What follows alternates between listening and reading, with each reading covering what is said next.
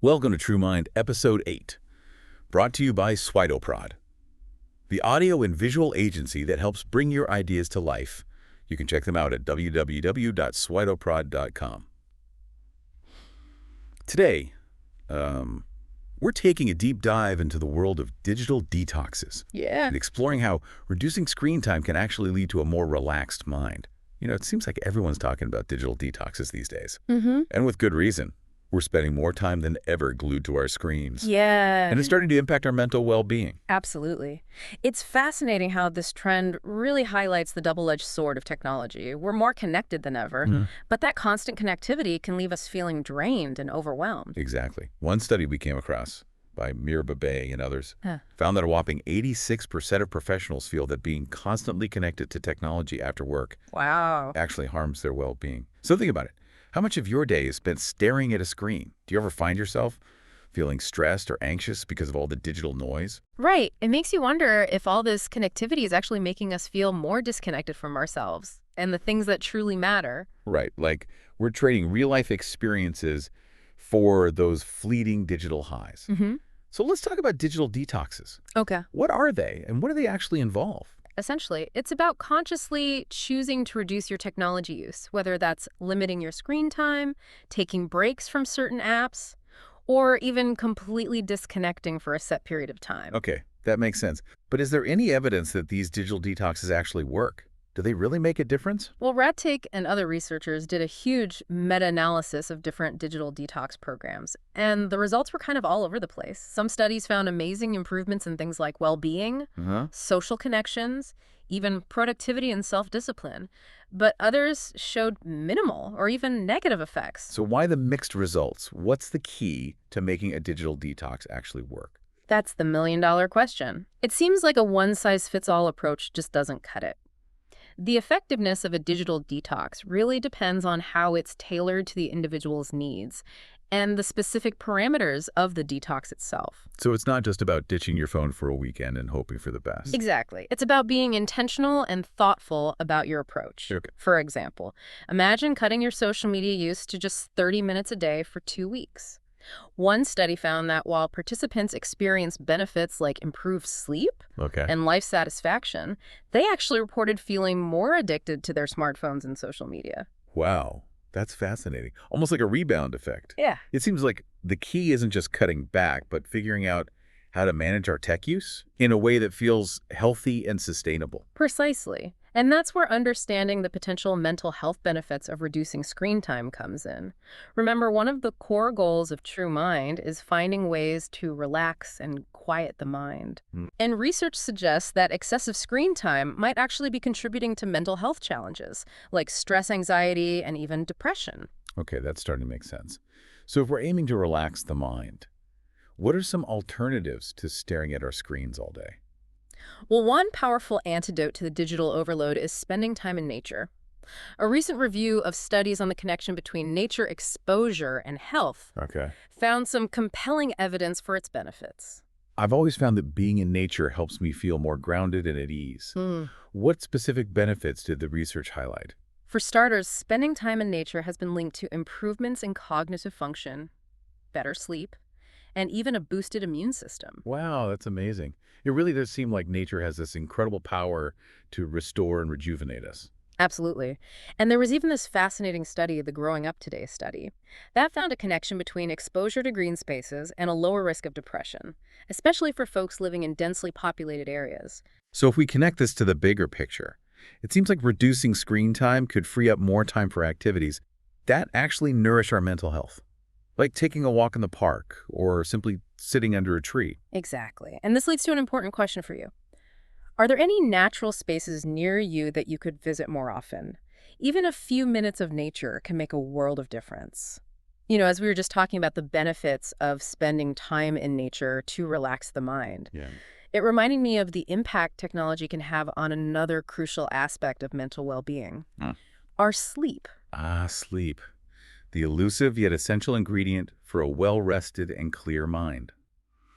How does that connect to our conversation about digital detoxes? Well, it turns out that one of the biggest culprits disrupting our sleep is, you guessed it, our devices. That makes sense. I've definitely experienced how that blue light from screens can mess with my sleep cycle. Exactly. And it's not just the blue light. The constant stimulation from emails, Yeah. social media, and news updates can keep our minds racing long after we've turned off our devices. It's like our brains never get a chance to truly unwind. It's like we're always on, even when we're supposed to be resting. Right. Think about it this way. Creating a tech-free buffer zone before bed could be incredibly beneficial. It's like giving your mind permission to power down for the night. Like a digital curfew for yourself, no screens after a certain hour. I like that idea. And speaking of giving your mind a break, Yeah. that's where mindfulness comes in. We briefly touched on it in the last segment with Thich Nhat Hanh's exercises. But I think it's worth exploring further. I agree. I'm always up for learning more about mindfulness and its impact on mental well-being, especially in the context of digital detoxes. One of the most promising areas of research in this field is mindfulness-based therapy, or MBT for short. Nope. It combines mindfulness practices like meditation and mindful breathing with techniques to change thinking patterns. So it's kind of a two-pronged approach, addressing both our thoughts and our physical sensations. Exactly. And the research on MBT is pretty remarkable. Studies have shown it can be incredibly effective for managing a wide range of mental health challenges, including anxiety, depression, and even chronic pain. Wow, that's impressive. Yeah. What is it about mindfulness that makes it so powerful for improving mental health? One key factor is its ability to help us regulate our emotions. Okay. When we practice mindfulness, we learn to observe our thoughts and feelings without judging them. This can prevent us from getting swept away by those intense emotions that can sometimes feel overwhelming. It's like creating a space between us and our emotional reactions, giving us a chance to respond to challenging situations with more clarity and composure. That feels particularly relevant in today's world, where our devices are practically designed to trigger those knee-jerk emotional reactions. You hit the nail on the head. Think about those constant notifications. Yeah. The endless scrolling, the fear of missing out. It's no wonder so many of us feel on edge. Mindfulness really does seem like an essential skill for navigating our digitally saturated world. It's like building a mental muscle that helps us stay grounded and centered amidst all the digital chaos. And that brings us back to the connection between mindfulness and digital detoxes. By intentionally stepping away from our devices, we create the space to cultivate those mindfulness skills, which then allows us to engage with technology in a healthier, more balanced way. It's like a positive feedback loop. The more we practice mindfulness, the better we become at managing our tech use, which then creates more space for mindfulness. Exactly. And the research backs this up. One study, Mindfulness Meditation and Psychopathology, found that these mindfulness-based interventions can lead to significant improvements in a variety of mental health conditions. So it seems like mindfulness is a key ingredient for not just surviving, but thriving in our tech-driven world. And what I love about mindfulness is that it's accessible to anyone, anywhere, anytime. You're absolutely right. You don't need any fancy gadgets or expensive retreats, just a willingness to pay attention to the present moment. And speaking of practical applications, there's this great article, Mindfulness Meditation, a research-proven way to reduce stress that offers some insight into how mindfulness actually works in the brain. Always love some practical tips. What does the article say? Well, researchers believe that the benefits of mindfulness are linked to its ability to dial down our body's stress response. And we all know chronic stress can wreak havoc on both our physical and mental health. Absolutely. It weakens our immune system, disrupts our sleep, and can contribute to all sorts of health problems. Right. Mindfulness seems to counteract those negative effects. By lowering the stress response, it can create a ripple effect throughout the body, leading to improvements in everything from sleep quality to immune function. That makes a lot of sense. It's like mindfulness is giving our bodies a much-needed break from that constant state of high alert. There's even research suggesting that mindfulness can change the structure and activity of the brain. In regions associated with attention and emotional regulation, it's not just some feel-good practice. It's actually rewiring our brains for greater resilience and well-being. That's incredible. So it seems like mindfulness can actually help us change the way we respond to stress on a fundamental level. Exactly. And the article also highlights some research on mindfulness-based cognitive therapy, or MBCT, which we talked about earlier. Right. This approach seems to be particularly helpful for folks who've struggled with depression. Several studies have found that it can significantly reduce the risk of relapse in people who've experienced major depression in the past. That's huge. It's like giving people a powerful tool to manage their mental health and prevent future suffering. Absolutely. And beyond mental health benefits. The article also mentioned some promising research on mindfulness and physical health. Oh, tell me more about that. What kind of physical health benefits are we talking about? Well, studies have shown that mindfulness can reduce pain, fatigue, and stress. In people with chronic pain, Right. there is even some preliminary evidence that it might boost the immune system and help people recover more quickly from illnesses like colds or the flu. So it's good for our minds, ANs, our bodies. It's like a holistic approach to well-being. And I appreciate how this article really emphasizes the importance of understanding how mindfulness works. It's not just some mystical practice. There's actual science behind it. That's a great point. It's about intentionally cultivating a certain way of paying attention to our experience.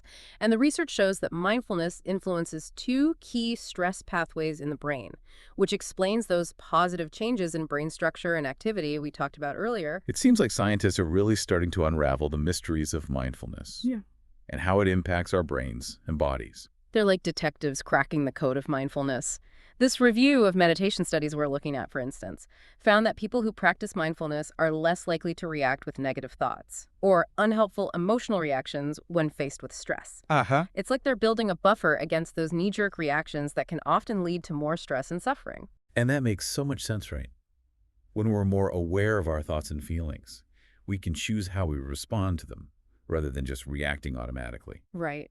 The study also found that mindfulness helps people stay more focused on the present moment, which can help prevent getting caught up in worries or dwelling on negative experiences. It's like mindfulness is helping us break free from those thought loops. That can keep us stuck in a cycle of anxiety and distress. So it seems like mindfulness is this incredibly powerful tool for managing stress, regulating emotions, and ultimately cultivating a more peaceful and balanced state of mind. And what's so cool is that we can directly apply these mindfulness principles to our relationship with technology. I was just thinking that instead of mindlessly scrolling or getting sucked into the vortex of notifications, we can approach our tech use with more awareness and intention. Like we can choose to engage with our devices in ways that align with our values and actually support our well-being rather than draining us. Exactly. And when we do find ourselves getting hooked or triggered by something online, we can use those mindfulness skills to step back, observe our reactions, and choose a more skillful response. It's like mindfulness gives us a superpower to navigate the digital landscape with more wisdom and resilience. And that brings us back to the power of a digital detox. That intentional stepping away from technology to reconnect with ourselves, with nature, and with the simple joys of being present. It's like hitting the reset button on our minds and allowing ourselves to unplug from the digital noise.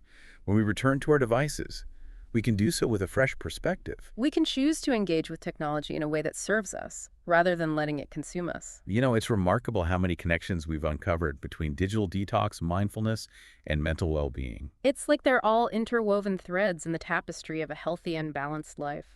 Taking care of our mental health isn't just about therapy or medication. It's about cultivating healthy habits and practices that nourish our minds and spirits. It's about making conscious choices that align with our values and support our overall well-being. And remembering that we have the power to shape our digital lives in a way that feels both meaningful and sustainable. It really does feel like we're at a crossroads with technology. It can either control us, or we can learn to use it in a way that enhances our lives without diminishing our well-being. And that brings us to another fascinating study. That sheds light on the potential benefits of mindfulness for behavior change. Behavior change. Isn't that the holy grail for so many of us? We all have those habits we'd like to break, or those goals we'd like to achieve, but it can be so hard to actually make those changes stick. This study, Mindfulness and Behavior Change, dives deep into how mindfulness can help us shift those ingrained patterns and make lasting changes in our lives. Okay, I'm intrigued. What's the secret sauce of mindfulness when it comes to behavior change? One key factor is that mindfulness helps us become more aware of our automatic behaviors. We often go through life on autopilot, mindlessly engaging in habits that don't actually serve us. It's like we're sleepwalking through our lives, reacting to triggers without even realizing it. Exactly. Mindfulness helps us wake up to those patterns. It allows us to step back and observe our thoughts, feelings, and behaviors with a sense of curiosity and non-judgment. It's like hitting the pause button on our autopilot. Yeah. And giving ourselves a chance to choose a different course of action. Precisely. And this awareness is crucial for breaking free from those unhelpful habits. You can't change what you're not aware of. So true. But even when we're aware of our bad habits, it can still be so hard to break them. What can mindfulness offer in those moments? Well, mindfulness provides us with tools to manage those cravings and urges. That can derail our best intentions. It's like building a mental toolkit for navigating those challenging moments. Okay, that makes sense. So it's about recognizing those urges without getting swept away by them and having strategies in place to deal with them. What kind of tools are we talking about? The study highlights a few key mechanisms that make mindfulness so effective. One is its ability to enhance our self-regulation skills. When we practice mindfulness, we're essentially strengthening our ability to control our impulses and make choices that align with our long-term goals. It's like building a mental muscle that helps us resist those temptations that can lead us astray. Exactly. Another key mechanism is mindfulness's impact on reward processing. Our brains are wired to seek pleasure and avoid pain, which can make it hard to break habits that provide us with a quick hit of dopamine, even if they ultimately harm us. Think about those sugary treats or those endless social media scrolls. They give us a temporary boost, but leave us feeling empty and depleted in the long run. Right. Mindfulness helps us rewire our reward system so we can start to find pleasure in healthier and more sustainable activities. It's like retraining our brains to appreciate the simple joys of life rather than those fleeting digital highs. I love that. And the study also emphasizes the importance of cultivating self-compassion. When it comes to behavior change, we're often our own worst critics, beating ourselves up when we slip up or fall short of our goals. Oh, that inner critic can be brutal. It can totally sabotage our best efforts and keep us stuck in a cycle of shame and self-doubt. And mindfulness teaches us to treat ourselves with kindness and understanding, even when we make mistakes. It allows us to approach behavior change from a place of self-love and acceptance, rather than self-punishment. It's like we're becoming our own best cheerleaders, supporting ourselves through those inevitable bumps in the road. Exactly, and the self-compassion is crucial for building resilience and staying motivated on the path to lasting change. It's like we're creating a foundation of self-love that empowers us to keep going, even when things get tough. That's such a powerful message.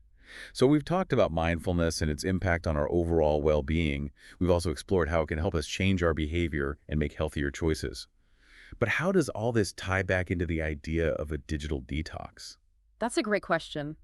Remember that digital detox creates the space for mindfulness to flourish.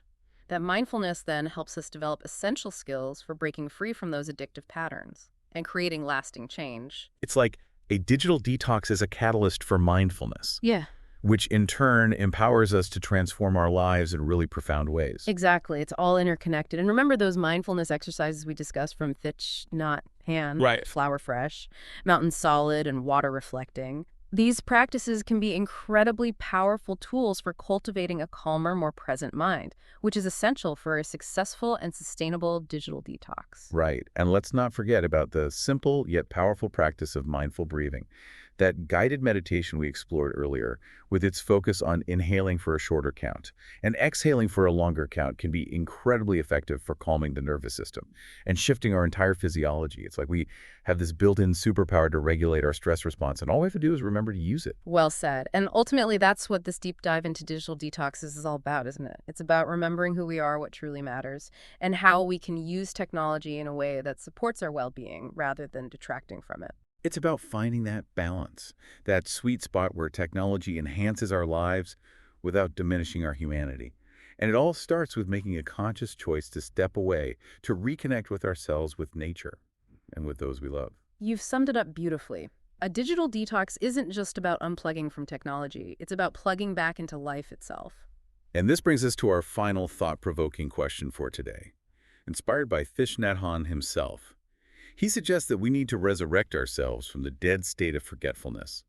In a world dominated by technology, how can you use a digital detox to become more present and truly alive? That's a powerful question to ponder, and we invite you to continue exploring this journey of digital well-being. Thanks for joining us on TrueMind.